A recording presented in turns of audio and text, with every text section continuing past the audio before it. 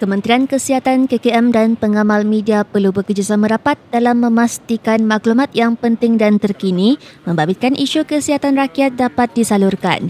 Menteri Kesihatan Dr. Zaliha Mustafa berkata, peranan media sangat penting dalam menjayakan sebarang inisiatif yang digerakkan oleh kementeriannya. Beliau berkata demikian selepas mengadakan lawatan kerja di Media Prima Berhad MPB di Seri Pentas pada Khamis.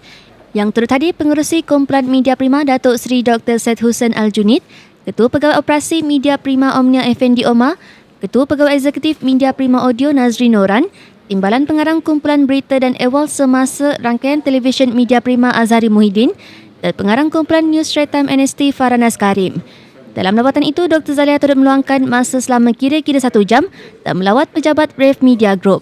Dr. Zaliha berkata, beliau juga percaya tanpa pihak media sebarang usaha yang dijalankan KKM tidak akan membuahkan hasil. Saya pun dah dalam masuk ke kementerian sudah sekian lebih daripada 3 bulan dan saya rasa dah tiba masanya untuk saya menjalinkan kerjasama yang lebih erat dengan media, dan kita tahu kepentingan media dalam menyampaikan maklumat kepada rakyat, kepada mereka-mereka di luar sana, khususnya Kementerian Kesihatan Malaysia.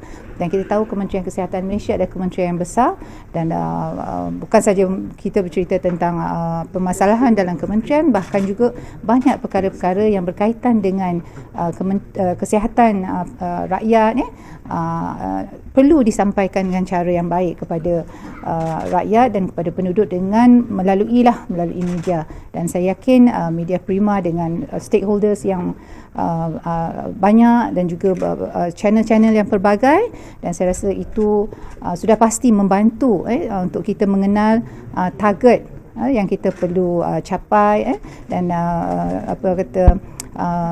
apa yang kita nak sampaikan tu lebih mengenai dengan mereka yang harus tahu tentang pelbagai input ataupun pelbagai berita yang kita nak sampaikan tentang kesihatan kepada rakyat.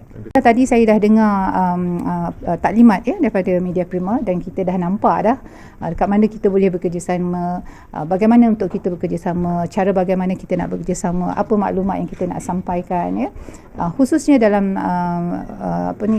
masa-masa yang terdekat, khususnya dengan kita pun berhampir dengan parlimen dan sebagainya, sudah tentu banyak isu-isu dan kita akan bawa juga, contohnya kita akan bawa rang undang-undang, juga kertas putih yang kita akan bawa, kertas putih kesihatan, dan sudah tentu kita memerlukan media dan khususnya Media Prima untuk membantu kita dalam menyampaikan maklumat kepada rakyat tentang apa yang kita nak bawa dalam kementerian, insya-Allah.